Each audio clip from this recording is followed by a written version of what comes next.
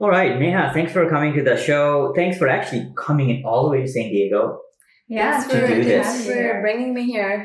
Absolutely. So the reason why we wanted to, bring you in this podcast and talk to you is like you're a really in-demand product manager. You had 6 offers and you stopped, and you've had a lot of success in terms of getting jobs as product manager. You really understand like the hiring process and doing really well at interviews.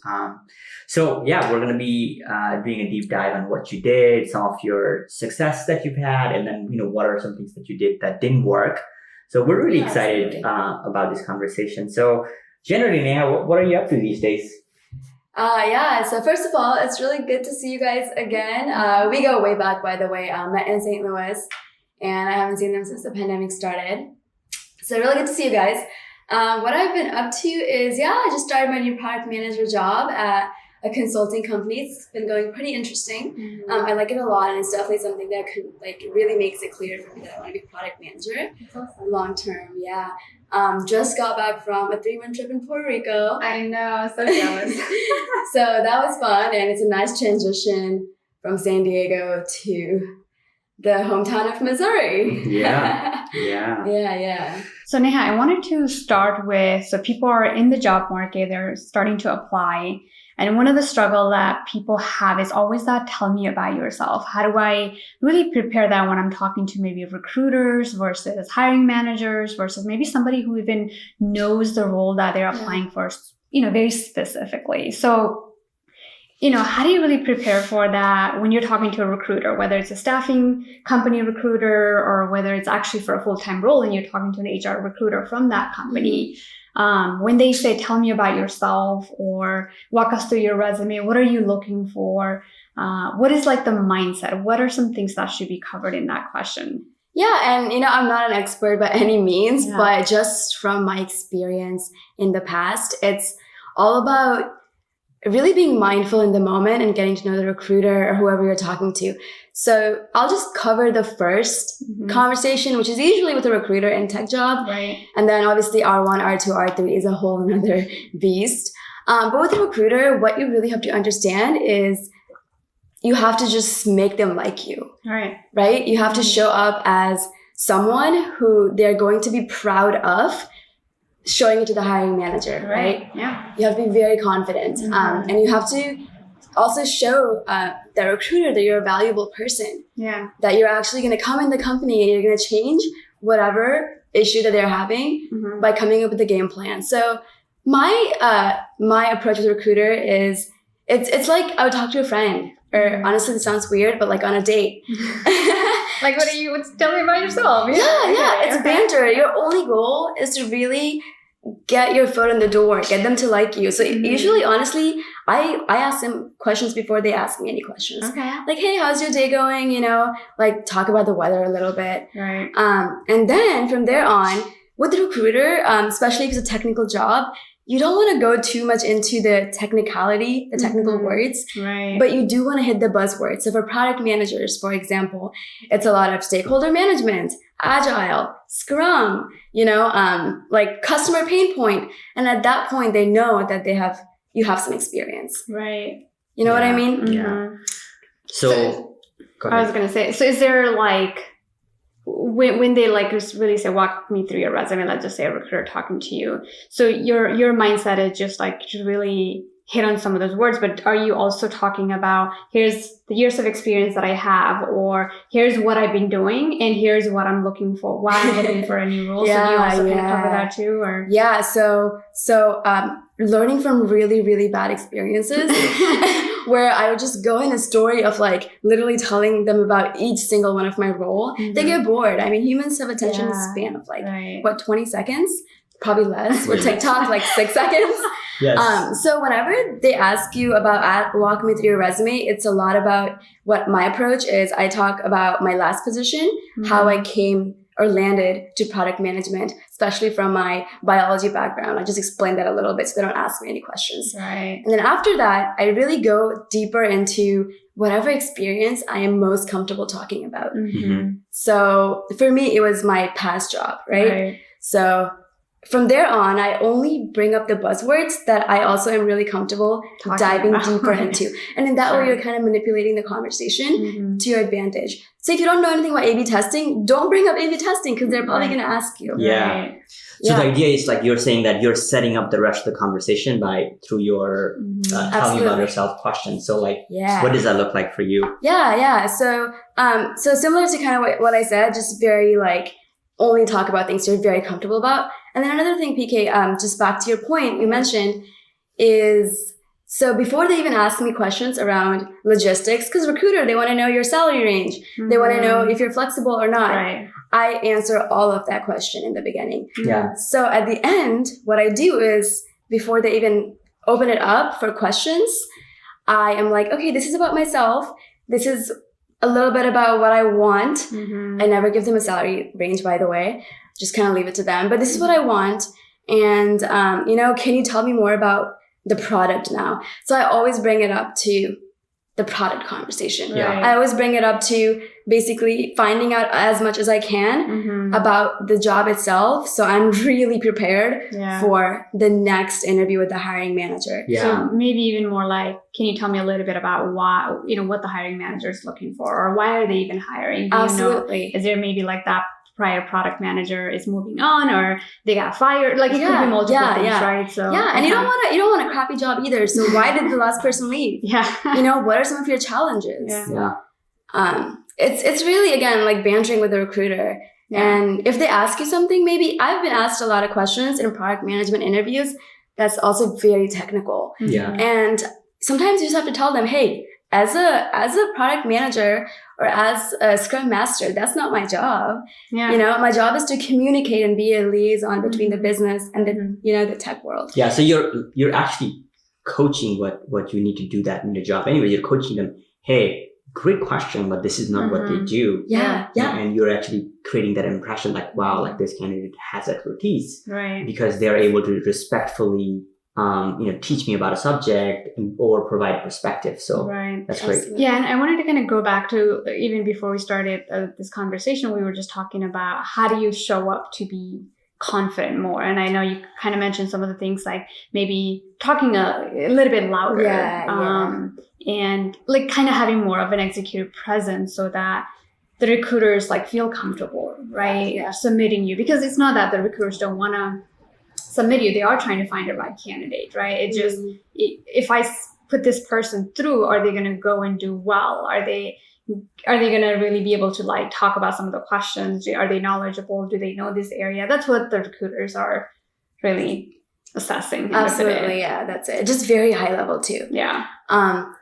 So basically some of the things is that I did in the beginning is honestly, and this is so much, but talking in front of the mirror every morning. It's so weird, right? But like, I actually wrote down my pitch. And so basically every single day I was like, hey, my name is Neha.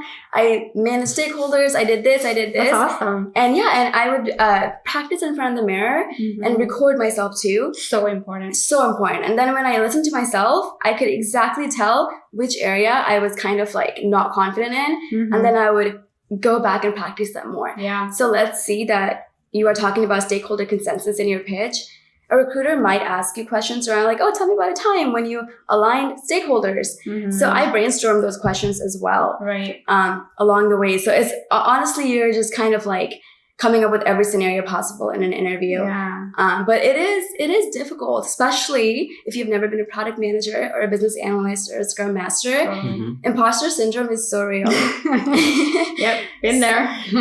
So it's just about like figuring out what can you do yourself, because you can do the job. You can do the job. It's just a matter of making others believe that you can also do the job. And the only way you can do that is if you make yourself believe it, which is a very scientific approach, right? Writing it down, practice in front of a mirror, talk to your friends, call your friends. Like, absolutely. I lived, breathed when I was first transitioning from biology, like medical school stuff to product management, literally like, even like I was treating, this is psychotic. I was treating myself as a product manager, like as a product, right? And then you're learning, right? Like, how do I sell myself to people? So, that's no, I love it. Like, to our listeners, like, I've done that same thing. You just heard from another person that just really values. If you just like it's in your head, then you're just going to ramble a lot more. But if you have some concise point on what you want to really talk about when you are in front of that recruiter, when you are in front of the hiring manager, it's going to come so much more smoothly than like trying to think about it on the spot. So I've done that. I've recorded my answers and listened to it over and over again, see where I could improve. You've done the same thing. Yeah. So I think it's like weird to do. It's like, why would I do that? But I promise you, if you do that with the interview questions, you're going to show up so much more confident and you're going to ace that interview versus if you don't. So. Yeah. And something else that came to my mind as you were talking is it's also how comfortable you get over time through practice too. Mm-hmm. So obviously you're practicing with yourself, but put yourself in uncomfortable situations sometimes, Yeah. you know? So maybe apply for a position that you don't want and then talk with a recruiter and then talk with more recruiters and keep talking. Yeah. And through that, you'll have just so much experience. Oh, and record yourself every single time you talk to someone. Listen to yourself and be like, oh, this is where I tripped. Yeah. Then for the next conversation, similar to your product, you're iterating on yourself. It's just a practice game at the end of the day too. Yeah, I love it. That's great, Neha. So like this is such a good mindset. So you're saying like, hey, if you are gonna go into this field, obviously don't take it lightly because you know it's worth the work, right? Oh, and for sure. Give enough time for reflection, enough time to practice, and just like do that when practicing in video, like audio. So you're just saying, hey, you really believe yourself, and practice and get your pitch right. Yeah. And when you believe yourself and you've done the work, when you talk to recruiters, you're gonna have a much better chance to kind of convince them that you are a potentially awesome candidate for this role. Right. So now maybe let's transition. So now you talk to the recruiter, you did all this. Now you were able to convince them that you're good and you're ready to go.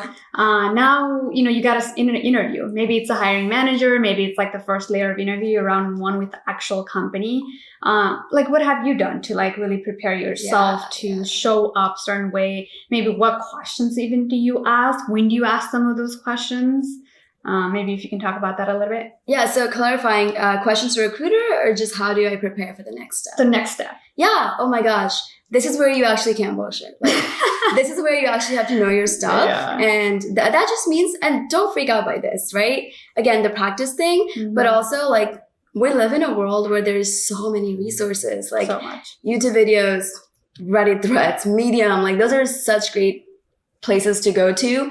Especially if you have mentors like, PKVK as well, you can always kind of ask them. You can use the cohort to really help yourself and, mock interview a lot. Right. But with me, let's say you're interviewing for a business analyst role or a product manager role, it's really important to know exactly what product you worked on. Even as a business analyst, you'll do certain things to kind of help the development of the product. Absolutely. So you really have to know the end-to-end product goal and exactly what you did. Yeah. To make that launch happen. So an exercise that I do is I wrote down exactly the end-to-end product on a piece of paper. And I did it I went through like a thick notebook, probably like 2 or 3 times. Like certain features out of it or just like? So just the process. So like planning, ideation. So first ideation, right? Okay. The next one is like whatever. And then it's like, actually the roadmaps, and then it's like launch, right? And under that, my role within each. And I did that for each of the resume points. That's great. On my resume. So each of the jobs on my resume. Okay. So that way, when they ask me, tell me about, because you're product manager, and the interesting thing with tech interviews is it's a conversation. It is. Yes. So it's not like you question, I answer. So this is where the really kind of like you driving the conversation comes into play. Sure. Yeah. So write down, like make yourself like an end-to-end product journey, what you did, and then within each of those, like brainstorm, what are some of the questions from my story that the product manager could ask? Yeah. A couple other things is know exactly how many engineers you worked with. Make it super real, right? Right. How many engineers you worked with in your past job. Like what was the team makeup like? Yeah. What did your sprint planning look like? What did your backlog look like? How did you actually what was your contribution in the backlog? How did you go into the grooming session? The more detailed you get, the more real it becomes, right? Yeah. And so basically just be very clear on like what you did exactly in the past job, because they've been in this field for some of them have been in this field for 27 years. Yeah. And I know from my mistakes is you can't convince anyone. So you just have to really know your stuff. You just have to know it. You just have to know the process really well. Yeah. You have to know how to build a product. Yeah. You have to know your position, and you have to go in there with a very confident mindset that I know how to do this, which you do. You've gone through so many courses, so many preparations. And actually the pro bono consulting work where Yeah, you yeah. get Totally. engaged. So And they're so engaged through the process. yes, Yeah. yes. Yeah. So even like as like some of you, as you are doing the pro bono work, maybe this is, you listen to some of this stuff first, and as you are working through the pro bono, you even write out some of the things, like thinking about from an interview perspective. Okay, here are the things that I did in ideation. Here are the things that I'm doing when it comes to like working with the developers, so that you have like the whole story. Yeah, and like your students have a really good benefit because they actually are doing the job. Yeah, totally. You know, like they're actually kind of building a product. Yeah. In an agile team with like agile mentors. So Yeah. Yeah, for sure. No, thanks. It's a good question, or that's a good suggestion. So, like, are there any questions that you prepared for, like, to ask them while talking to them? Personally, for me, I'm just product management, Scrum Master. It's all about being a mindful listener. Yeah. So through the process, I take really good notes, and I kind of just ask questions that I really know is going to help me, but I know not everyone is kind of like that.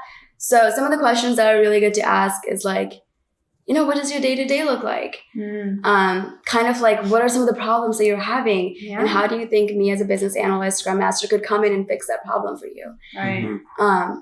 What does the 30-day goal, the 60-day, I ask this to everyone. Such a good question. 30-day goal, 60-day goal, 90-day goal, like for me look like if I come in, and you want to really make them think that it's not, and not just make them, but you should go in with the mindset that it's not that they're interviewing you, you're also like making sure that this is a position that you want to be in. We've all probably been in positions we don't like. Yeah. Right? I've been there. Yeah. Yeah, me too. So actually I've been pretty lucky, but you just want to go in there and you want to interview them as well. And you want to be like, hey, so honestly, like, don't ask questions just to ask questions. Ask questions is going to help you.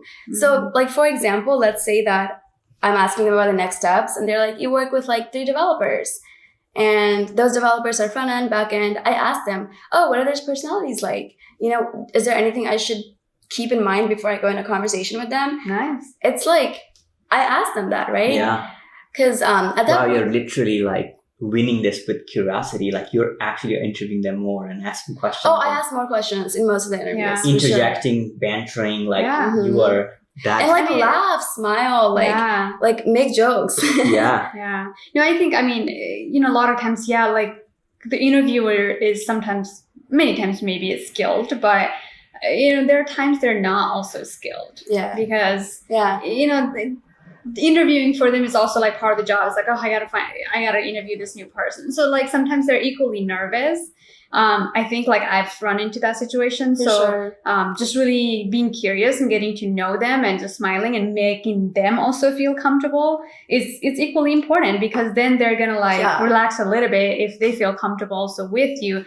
Like, cause it's just another human being. Like you're human, they're human. You're 2 humans sitting down and having a conversation. And so I think a lot of times people are so scared of the whole interview process because they're not necessarily in that driver's seat. They automatically assume they can't be on a driver's seat, right? Yeah. I'm an interviewee. I can't be in a driver's seat. Yeah. But like the way you channel this, it's like you kind of flip the mindset and said, okay, I'm equally in a driver's seat. You're on a driver's seat, and it's just like us having a conversation. Yeah, and in that one, so like Neha, I know your work ethic, right? So like I know what you did. So like to be on the work driver's seat though, like you want to kind of put in the work. That's where you have the confidence. Tell us right? how many jobs you applied for. Yeah, you guys, I dedicated about 2 months to applications. And I was lucky enough to get it in like the first month, only because like if I want something, I just kind of can't stop thinking about it. So I really was applying to about like at least like 30 to 50 jobs each day. And these are full-time. These are not like easy applies, by the way. Yeah. And then I ended up getting about 19 to 20 interviews on top of my full-time job, by the way. Oh my gosh. Every single day. 19 interviews per week. Yeah. Wow. Yeah. It's like crazy. How did you even manage so all that? I was going crazy. So the confidence you're getting is like you have options. You have 19 So you show up differently. I It's do. like if I f up this interview, sorry for the language, but if I don't do well in this interview, like I got the next one. Literally, though. Okay. Literally. Such a like shift in mindset, because we also have like, I've also seen people, they apply for this one job and they have this one interview lined up and like they stop applying and it's like, oh my God, this is my life. And so you show up so that very happened to me differently. Yeah, but what Because- was that like when you did that approach? I would mess up every single interview because I would put so much of my experience. Again, I keep going back to dating, but it's like, Yeah. it's like that, right? You're just going in with a different, like, you're more scared as opposed to abundant. You know what I mean? Yeah, that Like, abundance mindset is so important. It's in so anything, dating, any Just lifestyle, yeah. anything. And definitely job stuff. Yeah. And honestly, like, and after a point, you're really at it. So I had my 6 offers. And at that point, I was in a good mindset to, with some of like your help, a lot of other people's help, to choose a job that paid okay, but not just that, but also like something that I was going to be happy in, that was going to allow me to live the lifestyle. Yeah. And when you say pay okay, this is like nice six this figures. is nice Yeah. 6 figures. She's saying okay. Look at her. Being too humble. I definitely, no, but so it just puts you as a, again, driver. Like it gives you in charge of your own destiny, kind of. Right. So let's wrap up the round 1 interview with the hiring manager. Any other tips that you have to kind of really wrap up this round 1 interview with hiring manager? Yeah, just really know the scenarios, as I mentioned. Go through all of the different questions they can ask you. Even though you want to be a mindful listener, go in with some prepared questions as well. For sure. Another thing is go through their LinkedIn before you go in the interview. And if they have been in the army, maybe be more disciplined, or you know what I mean? Just like kind of get to know Match with their personality. Yeah, if they have like, I've done this. If their major is biology, I bring up that like, I've been a biology major. Yeah. And just naturally they connect with me more. Yeah. So go through their LinkedIn. Yeah, and there in sales, there's this thing called mirroring, where you kind of mirror the energy. If they're like talkative, like high energy, maybe bring up your tone up a little bit. Yeah, because those people usually, if somebody talks really slow, then like just like pace it. Yeah, and then if somebody talks really slow, maybe just like take it a notch down if you're a fast talker. Exactly, because it drains their energy faster if they're not usually. Yeah, so that's it. That's it, honestly, for round 1, and then let's go into round 2. Yeah, let's go into round 2. Yeah. Usually with a panel, right? So like hiring manager plus the team who you're going to be working with, and there might be somebody from leadership too. So like, how do you navigate the round 2 interviews? Yeah, so round 2 is definitely with a panel. My biggest mistake in round 2 was going in with the same questions as round 1, but round 2 is very different in a panel. So I do the same thing. I go to their LinkedIn first. I looked at kind of their background. Usually in round 1, I will get a good idea of who these people are. I write their names down. I write down their personality, and the hiring managers will usually tell me, this guy is more funny. This guy has a cat. This guy has a dog. So in the panel interview, one strategic thing that I do is I look up the problems that my position has when working with that individual. So if I'm a product manager, how do product managers interact with the developers? And what are the problems that they have? Challenges they face. And I bring that up. So one of the biggest problem, for example, for product managers is like, product managers sometimes don't consider technical debts, or sometimes they listen too much to the business and they give too much work to the developers, right? And I bring that up. I'm like, as someone who will be joining your organization, I'm going to make sure I give you time in the sprint to look at bugs, or I'll make sure that, I'm an advocate for you first before the business. That's such a different mindset. I mean, I like that. I like that you go and look up, the problem or the challenges I might encounter as my role with this individual, and how can I show up to the interview being ready to address that challenge or problem. And this comes off as overly optimistic, honestly. And sometimes they just laugh at me, but they know that but you understand their role. They know that they want to bring me in because they're like, that's different. That's really that's really like she's really shooting for the stars, but whatever. At least you'll land on the moon, kind of thing. So I definitely get to know their personalities. For business analysts, definitely for business analysts specifically, you probably want to look at how do they work with product owners or product managers. For Scrum Masters, it's how do they work with the developers, the product managers, even the business. What are the problems that they face? And then another thing that you really want to do in a panel interview is, again, and I keep saying this, is like, just talk to them like, you're talking to a group of friends. Obviously maintain your professionalism. Right. But it's okay to, like, laugh Yeah. with them or look at their background and be like, oh, you paint, that's cool. Yeah. And it's just like, again, like, don't take like the human piece out of the interview Right. process. Yeah, that's a great way to that's a great way to show confidence that you're not scared to interact, and you have to come up with that, and you're probably nervous a little bit. It probably helps if you're making a little bit joke and like It does. going with that attitude. Or just like they also want to know, like, especially like for a BA, Scrum Master, when you're really part of the development team or the Scrum team, really, they want to probably know, like, if this person comes in, like, is it a good culture fit or like for the sure. team fit, right? Yeah. Like I remember being interviewed for a Scrum Master role, and they asked me, like, I think, like, who's my Star Wars favorite character, or do I like Star Wars or something else? And they were really trying to like test my like personality just by that one question, and it was a developer asking me that, right? That's awesome. And so, like, they'll throw some of those questions in there just to test, like, what kind of person is this, like, what do they vibe with? Are they gonna come here and like be able to have conversations around these topics with us, because that's what they want. Did you say Guardians of the Galaxy? No, I did not. It was Star Wars versus something else that has to do something similar. Oh, okay, Lord of the Rings, maybe. Oh my Okay, God. anyways, Maybe that's what it was. So just kind of relating, and for BA, product owner, product manager, It's the Scrum same Master, thing, really, yeah.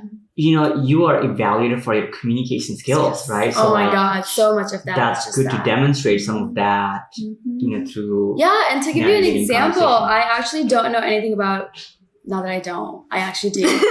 But the technical details of like, how data flows from the back end to the front end, I know it well enough, but not like amazing enough to lead a product that's like data oriented. Right. And I was able to get through the interview just by telling the person. At the end, they're like, we will hear back from you because it sounds like you're a hustler, you learn. Just prove to them that if you don't know something, you'll learn it. Figure it out. So that's another thing. They're going to probably ask you a lot of questions around like, how would you do this? And you say, don't be afraid to say, oh, I haven't done this in the past.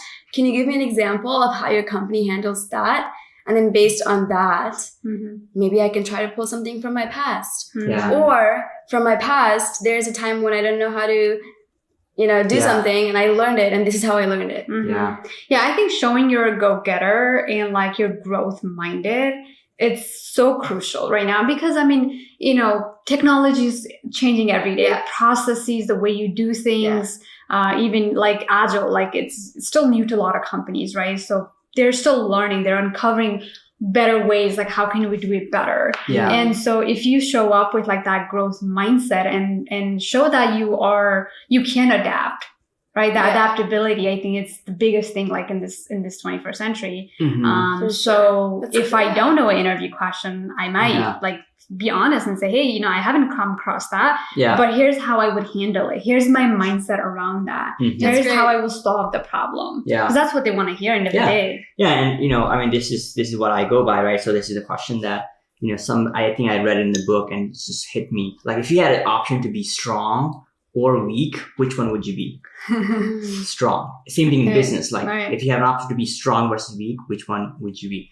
Obviously strong. So what you're saying is this is a mindset of like being strong. Yeah. And intentionally like showing up strong, right? And what you're doing is you're expressing that, you're showing courage, because it takes courage to like show up. They don't know it. It's a muscle. You got to exercise every single day. Yeah. So you want to first of all show up, or intend to show up stronger, and then show courage. And the other thing that I try to do is like what you're trying to do is bring a little bit of joy in the interaction. Because, people like that. People always love the option of having joyous conversation versus, plain conversation. So those are three great things that I took away from this conversation. And just kind of reminded when I interviewed, I made sure to, bring those three things too.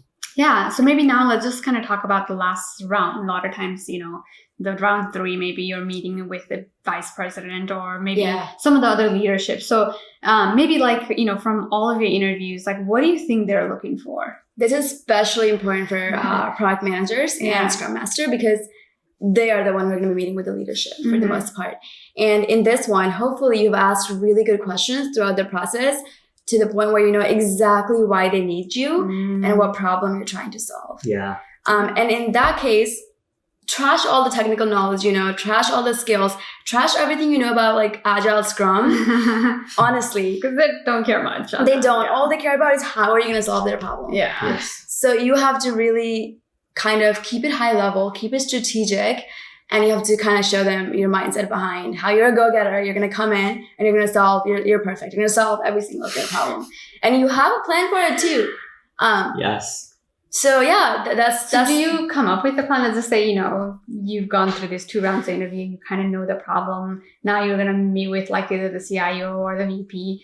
Do you like what preparation do you do? Like, do you prepare here or some of the strategy that I might talk about or that I might say based on here, Absolutely. you know, throughout my last 2 rounds, here's what I've learned about your organization. Here are some of my mindset on some of the things that when I come in, like I might be able to like help or handle or do things. Do you kind of project that in or? Absolutely. Okay. Yeah. So if they're having a problem with, let's say especially with my company that I work in, what we do is we go out and we implement software in a very agile setting for people who are maybe waterfall.